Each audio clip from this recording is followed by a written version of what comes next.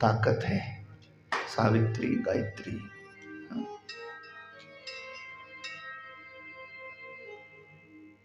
ऐसे ये तो 4 देवियां हो गई, और 5वीं जो मूल प्रकृति भगवती है वो इन सब से परे है, शिरोमणि, जिसको हम श्री राधा जी बोलते। बोले रासेश्वरी राधा।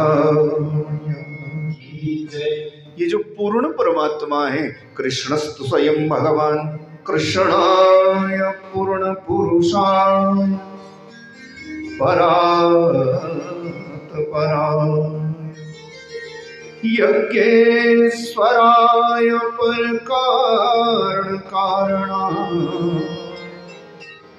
राधावराय परिपूर्णतमाय साक्षात् गौलोकधाम देशणाय नमः परस्मै।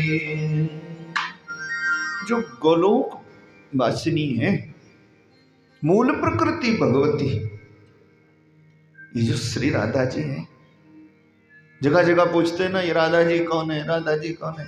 देवी भागवत में इनका बड़ा विस्तृत विवेचन, विस्तृत व्याख्यान किया है वेद व्यास जी ने। वो मूल प्रकृति है, और ये कोई अलग नहीं, ये भगवान राधा कृष्ण, कृष्ण है राधा, एक रूप दो प्रीति अगाधा। संसार की व्यवस्था को बनाने को जो भगवान की उठने बैठने चलने फिरने की शक्ति है ना, उसी को श्री राधा जी बोलते भाई।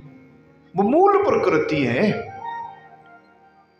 और उसी श्री राधा जी के बाएं अंग से लक्ष्मी जी का प्राकट्य बताया है देवी भागवत में। जो नारायण भगवान की सहगामिनी, सहचरी या संसार का पालन करने वाली भगवती लक्ष्मी माता है ना, श्री राधा जी के बाएं अंग से प्रकट हुई है, ऐसा देवी भागवत में कहा है। और जो चतुर्भुज नारायण है वो भगवान श्री कृष्ण से पैदा हुए। चतुर्भुज नारायण, 1000 भुजा वाले क्षीर सागर वासी ने तो महाराज, बड़ा सुंदर प्रसंग है देवी भागवत में, कभी आपने सुना नहीं होगा। ये श्री राधा जी क्या है बोलो? ये भगवान की उठने बैठने चलने फिरने की ताकत है, जो गोलोक धाम में विराजती, और भगवान की रास करने की इच्छा हुई ना, तो रास मंडल में ये शक्ति सर्वांग सुंदरी श्री राधा जी के रूप में प्रकट हो गई गोलोक धाम में। ब्रह्मलोक, विष्णुलोक, शंकर जी के लोक से भी 50 करोड़ योजन परे है, जो ऐसी जिनके रूप का वर्णन नहीं किया जा सकता, वो श्री राधा जी, जिनके इशारे पर चलते हैं भगवान, हिल भी नहीं सकते हैं कि यशोमती नंदन पीछे फिरी है, जो गो राधा नाम सुमिरी है, रास बिहारिणी श्यामा प्यारी, करहु कृपा बरसाने वारी। वही मूल प्रकृति भगवती। और उसकी एक सुंदर कथा है देवी भागवत में कि ये मूल प्रकृति जब आदि पुरुष भगवान पूर्ण परमात्मा श्री कृष्ण, इन्होंने रास करने की इच्छा की ना, और श्री राधा जी प्रकट हुई इनकी शक्ति, तो श्री राधा कृष्ण भगवान हो गए। ये पूर्ण परमात्मा है, ये मूल प्रकृति भगवती। और देवी भागवत में ऐसी सुंदर कथा है, कभी आप देखना, अपनी इच्छा से ही इनके गर्भ स्थिति हुई। कभी देखना, देवी भागवत पढ़ो ना, क्या लीला है भगवान की, पूछो। और महाराज, जो प्रलय कालीन समुद्र था तो पूर्ण परमात्मा है, और पूर्णा भगवती श्री राधा जी है। तो जैसे रास मंडल में प्रकट हुई तो इनकी गर्भ स्थिति बताई। भगवान श्री कृष्ण पूर्ण पर परमेश्वर, उन्होंने भी कहा ठीक है, अब जो तेरा पुत्र होएगा उसी से संसार बनेगा आगे। तो मूल प्रकृति भगवती है तो मैं मूल परमात्मा हूं। श्री राधा जी ने लोक लाज के भय से क्या आगे संसार बनाएंगे और सबकी जननी मैं ही, सो इच्छा है ना भगवती की। और जो गर्भ की लीला कर रही थी सो गर्भ को निकाल करके प्रलयकालीन समुद्र में फेंक दिया और कहा हम ये बालक पैदा नहीं कर सकते, हमारे को ताकत नहीं, हम संसार नहीं करेंगे, हम तो आपकी उठने बैठने चलने फिरने की ताकत है। और माया भगवान की, सो भगवान ने श्री राधा जी को श्राप दिया। भाई कैसा श्राप दिया? बोले तू आदि शक्ति मूल प्रकृति भवानी जगदम्बा जगत जननी है और तू लोक लाज करके इस अपने गर्भ को ही तूने प्रलयकालीन समुद्र में फेंक दिया। श्राप देता तेरे को, जा आज के बाद तू और जितनी भी मूल प्रकृति भगवती 5 प्रकार की देवियां होएगी ना, वो गर्भ धारण नहीं कर सकेगी। बोले नारायण भगवान। तो अब तो आपकी समझ में आएगा ना कि पार्वती माता के पेट से बालक पैदा नहीं हुआ, वो गर्भ धारण करने में समर्थ नहीं है जो मूल प्रकृति है। तुम 5 हो। तो कभी आपने सुना कि गायत्री के पेट से बच्चा पैदा हुआ, कभी महासरस्वती के कोख से बालक पैदा हुआ? ऐसी कथा है सुंदर, तो मोटा मोटा सुनारा स्मरण में आ रहा है। तो महाराज ये भगवान ने श्री राधा जी को कहा जो मूल प्रकृति, प्रकृति ही पंचभूतानी, जो 5 प्रकार की प्रकृति है, महाकाली, महालक्ष्मी, महासरस्वती, भगवती गायत्री या सावित्री और 5वीं मूल प्रकृति श्री राधा जी। श्राप दे दिया भगवान ने, लोकलाज का भय कैसा, तू मां है, जा जो भी मूल प्रकृति 5 देवियां होगी वो कभी गर्भ धारण नहीं कर सकेगी। तो कभी महाकाली के गर्भ रहा ऐसा हमने सुना नहीं।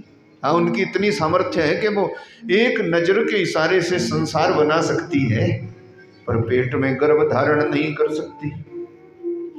तब श्री राधा जी ने भगवान कृष्ण से कहा कि देखो अगर संसार बनेगा नहीं तो फिर जननी की महत्ता क्या रह जाएगी, फिर मां कैसी होगी, कैसे बनेगा संसार, कौन गर्भ धारण करेगा। भगवान ने कहा तुम 5 जो मूल प्रकृति है वो तो गर्भ धारण नहीं कर पाएगी, पर तुम्हारे अंश से आगे जो नारी जाति पैदा होगी वो बालक पैदा करने में समर्थ होएगी। भाई उससे संसार बनेगा। फिर तो नारी जाति मां हुई जगत जननी, संसार को पैदा करने वाली। मूल प्रकृति गर्भ धारण नहीं कर सकती, ऐसी कथा है। तब ऋषियों ने पूछा था सूत जी, अब जब वो आदि शक्ति भवानी श्री राधा जी हैं, मूल प्रकृति है, तो उसने जो गर्भ फेंक दिया प्रलयकालीन समुद्र में वो निष्फल तो हो ही नहीं सकता, उसका क्या हुआ। तो बोले समय चलता गया, अब गर्भ धारण तो कर ही नहीं सकती थी।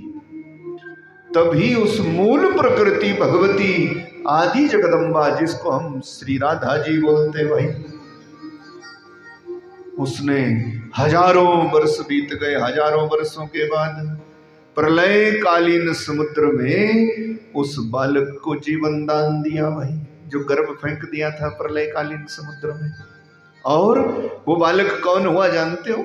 देवी भागवत कहती है वो बालक बन गया विराट नारायण भगवान, सहस्र शीर्षा पुरुष सहस्राक्ष सहस्रपात सभूमिकं सर्वत सपृक्त्वा अद्यतिष्ठत संगुलम्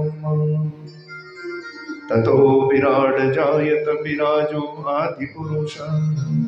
वो है विराट नारायण भगवान। चतुर्भुज नारायण तो भगवान के अंश से, भगवान के शरीर से पैदा हुई, ऐसी देवी भागवत में कथा है।